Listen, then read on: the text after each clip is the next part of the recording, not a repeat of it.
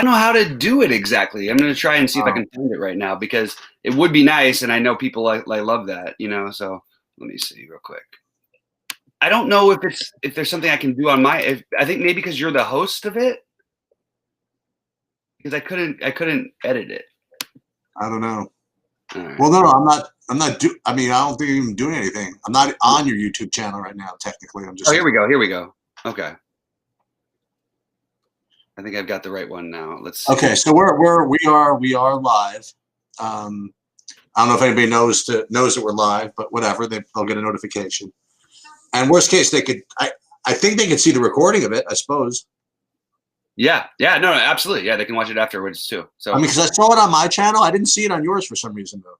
Oh, interesting. Okay, I have it on mine right now. Oh, great, perfect. Okay. Yeah. All right. So, all right. For those of you listening, those of you will be listening, hopefully, we're going to be doing the Minnesota New Orleans showdown slate, leading straight into Saturday. Not off to the greatest start NBA wise today, but I knew it. Right, we knew Bledsoe was terrible. We knew that was one to fade, and you know, I don't want to say you didn't get lucky because he wasn't like killing it at all. But let's just put it this way: like if this were the playoffs, I'm sure Butler would have found a way to play. Yeah.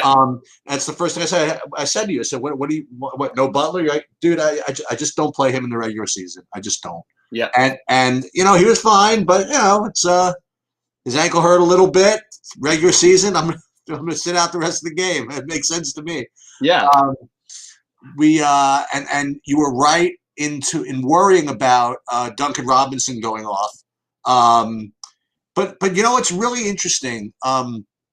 Whenever I see guys like Ingram and Robinson and guys that are real like scorers. And then when I see the end result, I'm like, it's not like they got 50. It's not like Duncan Robinson got 50. When you have guys that are just like pure shooters, yeah, it kind of like pains every time the guy makes a three and you don't have him. But then kind of at the end, you're like, okay, I mean, I didn't have him, but it's not like the end of the world. Right. He's the other thing, then it's the end of the world. But and literally make 9 or 10 of them. Right. The end of the world. And the other thing is that Zion Williamson is obscene. I mean, he played like a full almost what did he play? A full 20 minutes in like the first half or something like that. It was like crazy, right? They were ready to play him 40 minutes if the game was a little bit different. Yep. And he's completely unstoppable. And as we said the other day, that was your only chance probably in his career for you to get him under 7,500. Yeah. And by the way, this is the worst nut low matchup he was in for him. You know what I mean? Like, couldn't be a worse matchup, and he still puts up 53. I think you're going to see 50. Like I said on our show earlier, you're going to see 50s out of Zion more than you're going to see 30s. And the 40 might seem like an average or whatever. There'll be blowouts and whatever. He's a 50 fantasy point player if the game is close, in my opinion. Okay, so the main news that came in from the New Orleans game over the last couple of days was that Traquan Smith is going to be out, right? Yeah. That's basically it. And I have my screen up, and I didn't do. I built a couple of lineups. I'm playing probably like 10 lineups here just because like there's something to do. Mm-hmm. And I screwed around a little bit. I mean, but like for example, but I didn't screw around all that much. Like for example, like this lineup right here, this is like kind of a standardish type lineup, even though it does have the Vikings D. Mm-hmm. I mean, you could play like the normal type guys. But then again, I some of these lineups I have some crazy stuff. Like I have this Marcus Callaway. Mm-hmm. I put a Troutman lineup in. I put in an O Johnson lineup in. I put in I have one lineup with both Kamara and Murray in it. I don't know. So tell me what you think of the game. So I actually am surprised that I actually think Callaway will end up being like 50% owned. Oh, okay. That's my guess. And the weird thing is I think somehow Juwan Johnson is going to be low owned. And that's where I'm going to go because that's my number. So for the game overall, I like New Orleans to win this game. I could see it actually being fairly handily. I'm finding myself with 5-1 and 4-2 builds on New Orleans side. And I'm just not playing either quarterback, period. I'm not saying this is right. I'm not saying if I was playing 150, that wouldn't be the case, but I'm not doing it. I don't think that I think there's enough upside in the other guys that you don't need to really do that. And I really like that this Juwan Johnson, who is legitimately their number 2 receiver. Okay. So you have Callaway, who could end up becoming the 2-3, whatever, that could be the guy, but you're going to get him at, like I said, at probably around 50% ownership, or maybe 40+%, whatever. And then you've got, I think people are just going to leave Johnson out. And it's bizarre to me that they are, because I really like him. I understand that taking a shot with Troutman, that's fine with me, but I think Juwan Johnson is their number 2 receiver. So my plan is, initially I had 5 in my main lineup, my big buy-in lineups. But I wanted to play Emmanuel Sanders, but then I decided that I think that as he goes chalky here, I think in reality with the game script, I want to captain Kamara, I want to play Dalvin Cook in every lineup, and I want to play Justin Jefferson. I understand the matchup is pretty terrible, but I mean, we're talking about Justin Jefferson at near the same price as Emmanuel Sanders. Like, let's play the upside game. I mean, I know Sanders was a good receiver. He's my Eskimo brother. Sorry, it's a funny thing. We dated the same person at some point. I just don't. The price and everything, the ownership. Why not? Let's play the number 2, 3 receivers from New Orleans. And the other thing I really like is Will Lutz. I think Will Lutz is a phenomenal tournament play. And to be honest, if I was playing cash games on a slate like this, I actually think he would be in my cash game lineup. What do you think of this guy? Humphrey. So that's the other option. Okay, so we're deciding between him and Johnson. Now he I think will be the higher owned a little bit. Okay. First of all, what kind of a name? This name is incredible. Little Jordan Humphrey is his name. I mean, I was talking about here. That's awesome. I feel like we should play him on name alone. No, I'm just kidding around a little bit. But I do think that he'll be the higher owned between he and Johnson. And I just think the projections are wrong with Johnson. I think he legitimately is going to be their number 2. Now, he didn't catch any of his 4 targets last week, but he played most of the snaps in the second half, almost all of them, since without Traquan Smith. So even if they bring Callaway up, and Callaway is going to be the one they flock to, I'm just going to try and take Juwan Johnson. Receivers are very high variance anyway. I want running backs, receivers, kickers, and defenses in this. I don't want to play the quarterbacks. That's just the way that I'm approaching it. The other thing I should mention to you guys is I feel as though if you put a little bit of effort into this slate, you'll be fine. I really think that this is going to be the least researched game. Yep. I mean, because think of it's on Christmas. It's in the middle of the NBA, in the middle of the NBA mess. You know what I mean? It's a single showdown game at 4:30 in the afternoon. I think that I don't think you have to go too bananas. You know what I mean? No, but you could do one thing that's really interesting, that was something I haven't done yet, but I'm going to fiddle with it a little bit. I think playing Latavius Murray as your captain is an interesting route to go. Now, he's going to be owned, but I don't think he's going to be captain very much at all. And there's a lot of paths in this game, and we've seen it happen when New Orleans blows people out, and they should beat the hell out of this team. I'm not saying they will, but they should. And we always see that those are the days where Latavius Murray goes crazy.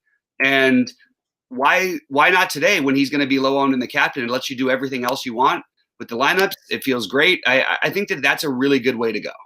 What's the spread this game? 7. Hold on, sorry. Let me double check that. It's 6.5. Excuse me. It changed. Yeah. Anyway, so I'm all in for the for everyone non-quarterback, and I don't mind playing Murray with Kamara. I think they can run all over this team. We know how we feel about the Vikings defense. Like, the funny part is, if this was a big slate, we still would be trying to target people from New Orleans here and trying to figure it out. And I think this is I think you need to go New Orleans, someone in the captain. Now, I understand if Dalvin Cook, for any reason we thought, which I don't think is going to happen, is going to be a low-owned captain, I would say go that route, but I just don't see it. I really don't.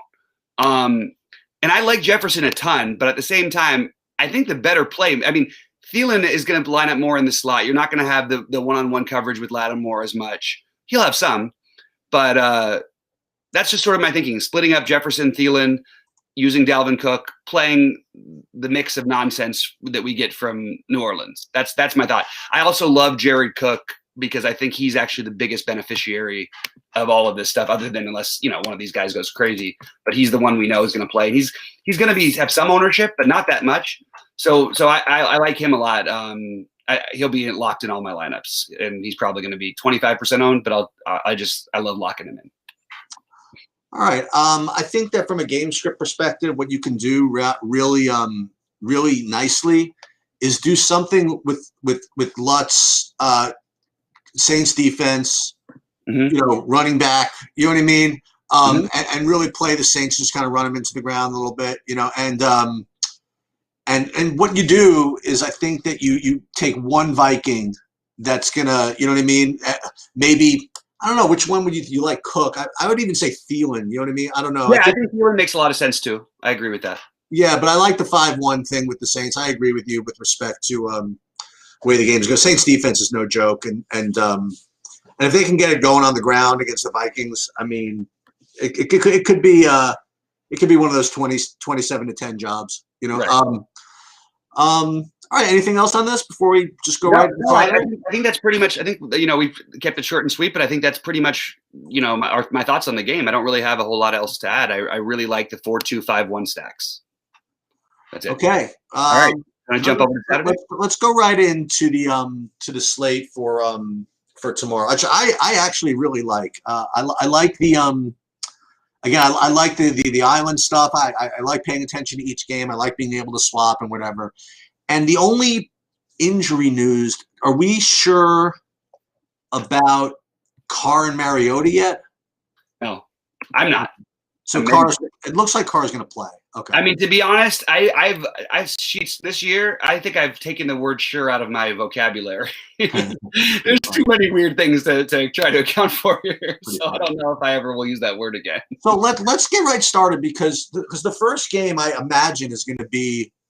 I would imagine it'd be the highest owned game. I'm not sure, but that was my first look. But what's interesting about it is that, at least from the Tampa Bay side of things, like they have like a great matchup against Detroit, yet not exactly sure where to go. In other words, Detroit can't stop anybody, but Tampa Bay has got that. Look, they have a nice problem to have. I mean, they have a lot of targets, and they have a lot of different targets as far as who Brady can throw it to.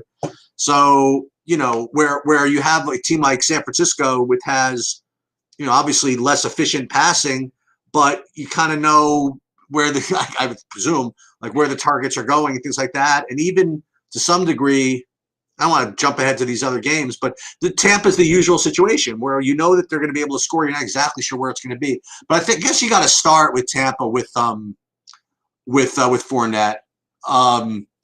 If I presume Jones is out still, right? If we, I mean, honestly, I literally got messages about conflicting things about whether Jones is going to play it or not today. Really? So I'm assuming he's out. Says he confirmed he won't play. That's about the best as well as I'm going to do. He's got projections pretty much. I'm looking at different people talking about him. Look, if he does play, he's a terrific play. Okay, let's put it that way. You can play Fournette separately. You can play Fournette if he's not playing. But if he does play, you're playing Ronald Jones, and he's the best, in my opinion, the best option on the slate. Okay. I guess I'll ask you. I guess I'll ask you it this way. Interview you about this game. Like, if you were, I presume you got to play some Tampa. Like, do you have a preference with the receivers on Tampa at all? My preference is always going to be the same. It's always going to be Antonio Brown as long as he's priced down like this. Now, the crazy part is they're all too cheap. Like all of them, every receiver on the slate is too cheap. So you can mix and match. You can do whatever. Mike Evans might make some sense because he's a big time red zone target for Brady. So I think he makes a lot of sense. I'm just going to bet on the best play. I'm sorry. I know I'm old school or whatever. I still think Antonio Brown is one of the best receivers in the NFL, and they're figuring each other out more and more every week, it feels like. So that's where I'm going. And it's interesting because you think about receivers, and there's actually some. I mean, all of these high end receivers I love a ton. I actually am not going to play any Hopkins on this slate, but if he gets too low owned, I probably will throw something with him in there. You know what I mean? Low owned, he's going to be like 70%. I mean, you really think he is going to be? How can he not? I mean, that's my reason. Then there you go. Then I'm fading. I'm all on board of the fade. Then that was my initial. I thought he'd be like 30% owned or 40% owned. I didn't realize it was going to be that extreme. But I'm totally on board with the fade, man. I don't see any reason you need to play him here. Well, first of all, I would like to say I agree with you with respect to Tampa. I actually was, I forget it. I would give credit to whoever it was who told me this, but I honestly have forgotten who it was. But apparently, if you look at it, Antonio Brown, he's actually been picking up, target share over the last couple of weeks. He's not like some, gimmick pickup anymore. You know what I mean? No, They've actually been phasing him in, and he's been getting good air yards, been getting whatever. So I kind of agree with you. I think he's clearly, for me, the best Tampa receiving option. What was interesting, even just to speak to that even a little bit more, the Chiefs double teamed him in that game, and they played zone where they had one man sliding to guard to face Brown, which is funny because you think that would open up Godwin. They would have had a huge game in that spot against the Chiefs. No, they really did. I mean, the Chiefs defense a few weeks back was keying in on Antonio Brown more than they were on the others. And Antonio Brown's target share, since he's been a part of this team, is basically on par with the others. And we all know the home run ability. And there's a chance that somehow one of these days, I don't think Godwin's going to catch 15 balls in a game. Mike Evans is not going to. There's a chance Antonio Brown could catch 15 balls. There really is. So the other thing about this game that really just stood out, I mean, literally right away, was the Detroit receivers. Was Marvin Jones at 4,900 specifically, and T.J. Hawkinson, who, I mean, he's clearly the quote unquote wide receiver 2 on that team. You know what I mean? Like he's great. And so those two guys are totally in play. As a matter of fact, I don't even think this is going to be that contrarian. I feel as though like the Stafford, Marvin Jones, Hawkinson thing is going to be pretty popular. You know what I mean? Because because people are afraid of playing Brady with like too many things, so they'll play Stafford with those two, so they could save money and run it back with Hopkins. You know what I mean? Mm-hmm. I definitely think that's not particularly off the wall. See, like this lineup I put in here is like a little bit chalkier because what this does is the opposite. What this does is it does both. It has Murray and Hopkins, and then it runs back with both the Detroit receivers. Without having to even play Stafford, but which is why I can't imagine this lineup being any good. But it's Detroit receivers are certainly in play. I don't know. It's going to be a hard fade on Jones especially, but Hawkinson as well.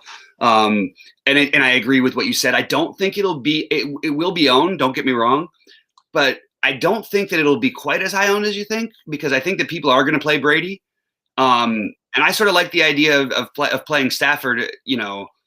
Look, it's not it's not totally off the wall or anything. It's just, it makes a lot of sense to me. The guy is going to be playing likely from behind, having to probably do it through the air. They don't have the semblance of a running game. And I think we're going to see him, with real 30 fantasy point upside. Now, can Kyler Murray destroy that? Of course, but they're playing the team that probably is the worst to play a quarterback against. Yep. And then you've got Tom Brady, but I'm thinking maybe they're going to run all over him too. So I actually think that if you're thinking about quarterbacks, I think I'll pretty much lock in. I know this sounds weird too to say, but Tua and Stafford are my favorite quarterbacks. I just don't have any receivers I want to pair with Tua. You like what's his name? Swift? Because I really wasn't getting to any of him actually. I didn't get to him either, and I think that might be a mistake on my part. But I again, look, if he's going to be crazy high owned, let's just pivot and go somewhere else. I don't think he's such a smash play. If he does, it's going to be catching balls out of the backfield, which is a real danger in fading him, because he could explode this late on. He could get 10 catches. It's possible in this type of a matchup. But I just think I'm going to skip it personally. But for me in this game, it's kind of weird to say. That's not that weird to say. I really think that Fournette is, if Jones is out, I mean, he's just a lock for me. And I'm not a lock person, and I feel like he's a lock, so I'm with you. You know what I mean? Yep. By the time it rolled around Sunday, it was like I was starting to question. I was like, wow, he's only going to be 20% owned, and that was the guy I ended up getting a little bit heavier on last week. But I agree. I also think that what's cool is that maybe some people will look the other way, and look, if he's 50% owned, that's way too low. Way too low. You know, it should be like a 90% situation, in my opinion. The guy who I don't understand what's going to happen with, though, that's the same price. Are they really going to just give up take the job away from Salvan Ahmed? Because I don't have that. I don't think that. Do we automatically assume now? Look, I know they like Gaskin. I know he's the guy, and I know he came back last week. But we had. I mean, Ahmed still had what 23 carries last week. I mean, I don't know what they're going to do, and I'm willing to speculate. So while people might want to play Gaskin, I always want to attack this Raiders team with a running back, and I think Gaskin's going to be the popular play. Can't we just go and say maybe it works out differently? They've been playing pretty well with Ahmed. What if he gets the job or at least like splits the carries? I'm very interested even in a split carry situation against this Raiders team. They just are getting lit up. Yeah. So for me, I mean, with respect to that exact thing, because as we are transitioning into the other game, but we can talk about this whole slate like that, is what I'm doing is I'm going to gamble on a different timeshare situation. Mm-hmm. What I'm going to probably do is I'm going to probably take the sure number one back in Fournette, the sure number one back in Jacobs, and I'm more inclined. This is what I'm doing. I'm not playing Jeff Wilson. I'm literally just not interested in that at all. What I'm going to be doing is playing the, and this is totally biased because I was kind of on this a little last week. If he's presuming he's healthy, I'm going to probably play Chase Edmonds. I will take that as my as my gambly timeshare play. Love it. So. But I think your logic is exactly the same. You know what I mean? Like you take one, kind of like Lockish, whatchamacallit, bell cow and Fournette, and then you take a shot with one of these other kind of like running backs that have a little bit of uncertainty but have upside, right? So so San Francisco, Arizona. I mentioned that already. I just don't think Jeff Wilson. I would honestly. I would rather take a shot that Tevin Coleman gets work or something like that. Did you not tell me like a lot of different times that Shanahan like loves playing this guy if he can? It's very true about Coleman because he trusts him, and it was going back to the Atlanta days. That's Tevin Coleman was like, not only in the Super Bowl, but during down the stretch, he was their like most valuable player. So they'll get some touches. I don't think I'm going to go that far to go that crazy because I think there's other ways to get different. But I don't want to play a chalky Jeff Wilson. And look, I may regret it. I may regret this one. The one thing that's funny, though, is that I think you need to leave money on the table for the slate. It just doesn't make sense to me unless you leave some money on the table. I know we're talking about games here, so I'm sort of distracting a little bit. But I just keep doing these builds, and I'm going – I don't need that extra 1,000. I don't need that extra 8. I don't need this. And Jeff Wilson would be, if he was 6K, in my opinion, he would be like 40% owned or 35% or something like that. He's going to be 20% owned or 25%-ish because he's 5K. It's oddly one of those situations where the cheaper guy is going to get less ownership. Now, I think Chase Edmonds is actually going to get a little bit of love too. But maybe, Sheets, can I interest you in potentially changing, and what if Drake is the lower owned by a long shot, like by a half? Don't we maybe think about Kenyon Drake as well? Absolutely. So that's what I was thinking on that one. But in general, I want Arizona's defense in this game. I want Brandon Ayuk, and I don't care about anything else. Yeah, you know what I care about? I care about if people game log a little bit too much and see the line on Kendrick Bourne. They overplay him. I'll be more than happy to play Richie James instead of Kendrick Bourne. Yep. Because just for those who didn't know, I mean Kendrick Bourne caught a meaningless Hail Mary at the end of the game. That boosted his line to 8 for 100 or something like that, or something like that. I do like Kendrick Bourne sometimes. You know what I mean? I just feel as though Richie James is just as good at this particular setup, and I presume will be lower owned. Yes. So they're both going to be low owned because, again, this is the reason why everyone's going to play Hopkins. And again, I had to do some builds before I actually figured this out while we were talking just now. But like, you literally can't spend the money without playing Hopkins. So if you're going to play Hopkins, go ahead, find the value if you want to. But I'm just not looking for value because I don't need it. There's one guy that I wanted to bring up, and I got a shout out to another kind of like DFS OG, Adam Levitan. So we have the return of George Kittle for this game. He's been on the injured reserve for 100 years, and he's back. The problem is that they've been pretty clear about saying that there's going to be some kind of snap count. Okay. And I don't know exactly where it says it, but he said it was said a couple of times that there's going to be some kind of snap count. Yeah. But so George Kittle actually went to college with CJ Beathard, Beathard, and so back when this first came up like a couple of years ago, I don't know, it's called the shower narrative. They showered together back when they were in college. So and then he ended up. I think that was the same week where Kittle won. I think Cal like $1 million or something like that. I think that was the same week or whatever. Maybe I'm confusing stories, but in any case, no, I think you're right. I wouldn't play anybody on a snap count. I wouldn't play anybody on a minutes restriction. You know what I mean? But just to keep in mind, he is coming back. They didn't price him up though. You know what I mean? Like it's only $5K. Yeah.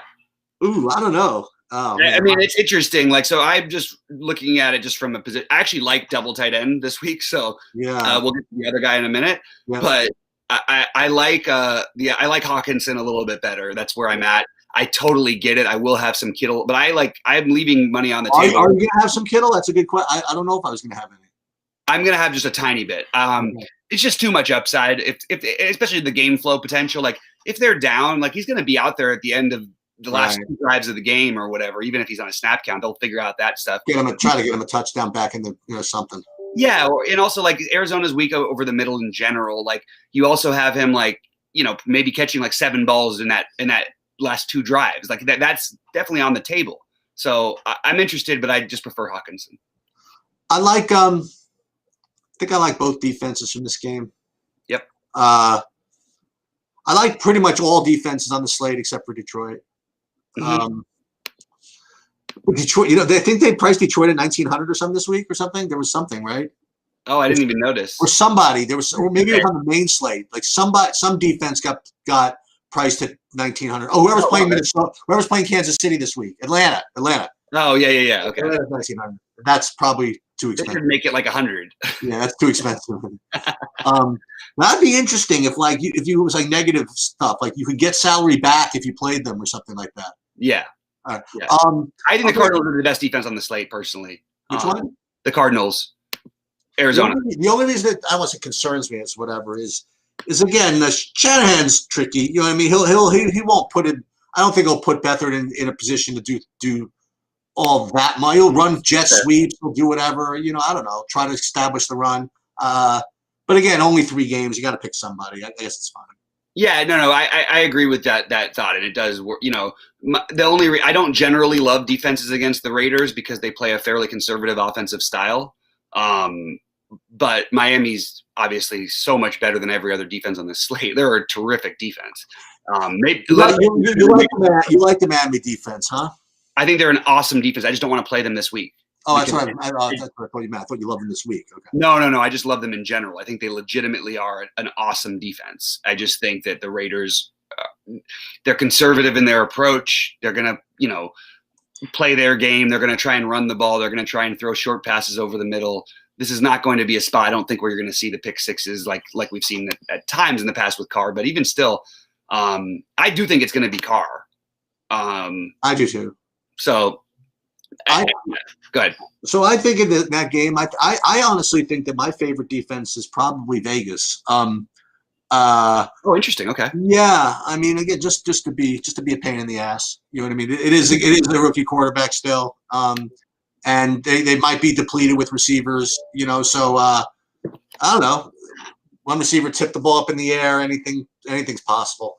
Yeah. So we alluded to this a couple of different ways, and then we've kind of buried the lead on one guy, but we'll get to him in a second. So you mentioned that that Gaskin and Ahmed both could lay claim to deserving touches. So I feel as though going too heavy on Gaskin, for example, like you implied, is a mistake. I agree.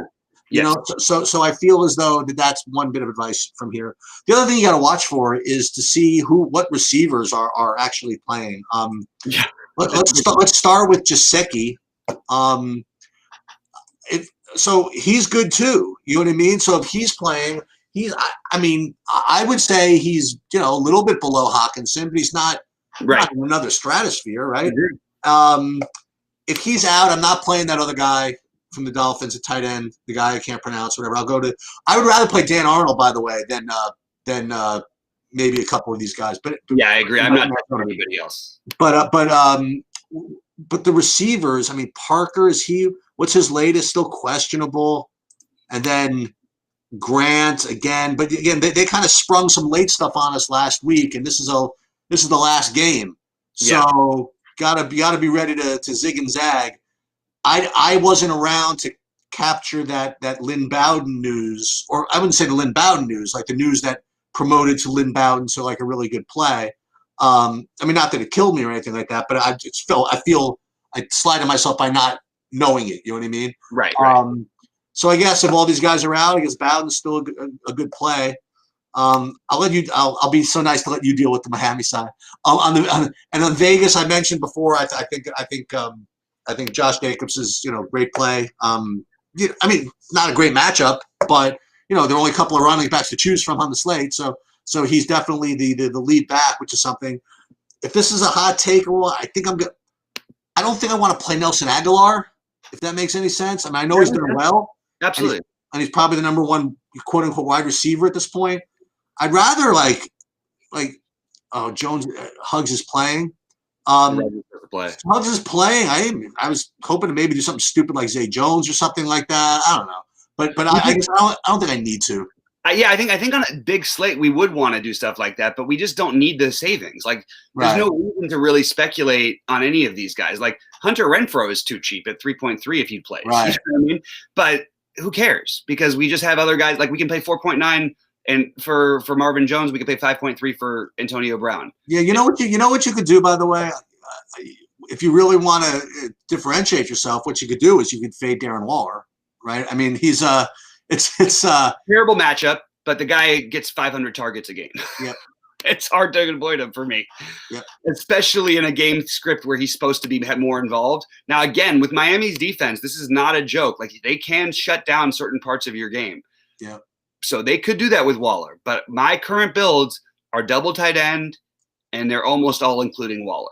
If I'm not going to pay the 8.3 for DeAndre Hopkins, I want to spend up for Darren Waller. Yeah, I mean, you gotta try to capture those raw points somewhere. I mean. Yeah, exactly. And I like the Gesicki points that you made. I think Gesicki is he has the upside to be a slate breaker type of guy. Like, especially, I mean, if he plays, obviously, but especially because so let me just say one quick thing about this. Tua has one of the best vertical throwers in the history of college football. Probably the most respected guy in history by the time he was a junior to come out. He was the unanimous number one by everybody. Burrow had a great year and then he got hurt. So it's a different thing, but we haven't really seen that part of his game yet. And Devontae Parker is the natural guy you would think, or maybe Jakeem Grant, but I actually think they sort of use Gesicki like that. So Gesicki is, to me, I look as their big play threat, which is strange. It's because you wouldn't think of a tight end for a vertical passing game. But I think it actually does make some sense. So if Gesicki plays, I will definitely have some Tua Gesicki lineups with Waller as my double tight end. I think I'm only going to double tight end. I really do. I don't think I'm going to play any lineups at the moment. I don't plan to that are not double tight end on DraftKings. Okay, so here's kind of the Sheets take of the week with respect to construction, with respect to whatever. It just kind of came to me like an hour ago. And I mean, I thought about it yesterday, but I really think that going through this, I really believe this. Now, again, for those of you who are actually watching this, between all the other stuff that we do and all the whatever, and you play this slate, if you really want to be different without making bad plays, for example, I want to ask this question rhetorically. Okay, Darren Waller's on the slate, right? How many lineups are going to play double tight end without Darren Waller? So that's kind of what I'm thinking. Love the thinking, man. I think that makes sense. Like Hawkinson Gesicki or something like that. Yeah, I like this a lot. And then you could get Hopkins and do whatever the hell else you want. Yeah, you look. I'm not gonna say Hopkins is not like he's the best. He should be the highest raw points or close to the highest raw points projection on the slate. And I understand why people are going to play Hopkins. I can't play if I can avoid a receiver against the team that's best against quarterbacks and receivers in all of football or second best now. Yeah. I'm going to try and do that. But if I'm going to play Hopkins, I'll do exactly what you just said. I totally agree with you. I'll play Hawkinson. I'll play Gesicki together. And I think that makes just a ton of sense. So I think it's a really good way to get different. I agree with that. And I guess that's pretty much it, right? Yeah, but also, by the way, we could throw Kittle in there. It's not like if Kittle was healthy, he would be the highest priced tight end on the slate. Or if he was healthy, he'd be getting like Kelsey. You know what I mean? He'd probably be the same as Waller at this point. Yeah, he'd probably be right in the same range. But people have got to remember one thing. George Kittle is amazing, and he puts up good numbers and everything, but he's a much better player than the numbers will ever indicate for him, which is crazy to say. He's the best run-blocking tight end in the history of football, according not to me, to everyone else who I know who knows more about football than I do. Yep. So he can be effective without putting up numbers, so that's why I tend to try to fade him more, and he tends to be really, really high owned. But this week he might not be, so maybe playing a Kittle Hawkinson or a Gesicki Hawkinson or Gesicki Kittle, all of those things that you said before, I think that makes a lot of sense. I also want to just throw in one more name at tight end that you can play. I don't love it, and you don't need the savings, but you can do it with Gronk also this week. All right. Well, again, this is like kind of a weird order of things. Hope you even see this in time to play that showdown slate. But in any case, that's all I got. We'll come back. I guess we'll do the Sunday NFL maybe tomorrow or something like that. Sounds good to me, buddy. Okay. All right. Hey, yeah, guys, thanks for tuning in. I really, Cheech, I think that was good. It was helpful for me for sure. And good luck.